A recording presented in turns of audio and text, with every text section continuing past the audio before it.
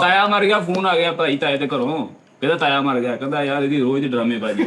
ਯਾਰ ਫਰੀਦ ਉਹ ਮਰ ਗਿਆ ਵਾ ਯਾਰ, ਕੈਮਰਾਮੈਨ ਸੀਗਾ। ਹਾਂ ਹੋਤ ਕੀ ਹੋ ਗਈ, ਤਾਇਆ ਮਰ ਗਿਆ ਵਾ। ਅੱਛਾ ਤੇ ਜਨਾਇਆ ਚਿਕਨ ਲੱਗੇ ਆ ਤੇ ਉੱਥੇ ਕਹਿੰਦਾ 3 2 1 ਰੋਲਿੰਗ। ਇਹ ਯਾਰ ਫਰੀਦ ਅਰੇ ਪਾਗਲ ਆ ਯਾਰ, ਐਸਾ ਥੋੜੀ ਹੁੰਦਾ। ਤਾਇਆ ਕੋਮੇ ਚ ਗਿਆ, ਭਰਾ ਨੂੰ ਕਹਿੰਦਾ ਉਧਰ ਬਾਹਾਂ ਫੜ ਰਿਮੋਟ ਤਰ੍ਹਾਂ ਇੰਜਨ ਮਾਰ ਦਿੰਦੇ ਯਾਰ। ਉਹ ਰਿਮੋਟ ਸੈਲਮ ਹੋ ਗਈ, ਪੱਠੇ ਤੋਂ ਧੂੰਆਂ ਨਿਕਲਣ ਦਿਆ। ਕਹਿੰਦਾ ਲੱਗਦਾ ਅੰਦਰ ਬੰਦੇ ਬੈਠੇ ਸ਼ੀਸ਼ਾ ਪੀਂਦੇ।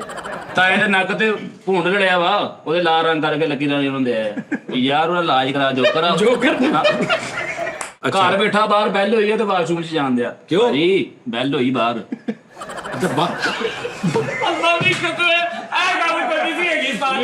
ਕੁਕਰੀ ਨੂੰ ਇਹਨੇ ਇੰਨਾ ਕੁੱਟਿਆ, ਉਹਦਾ ਆਂਡਾ ਇੱਥੇ ਫਸ ਗਿਆ।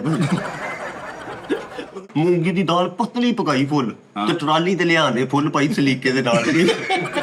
ਚਾੜੀ ਵੀ ਕਿੰਨੇ ਉਹ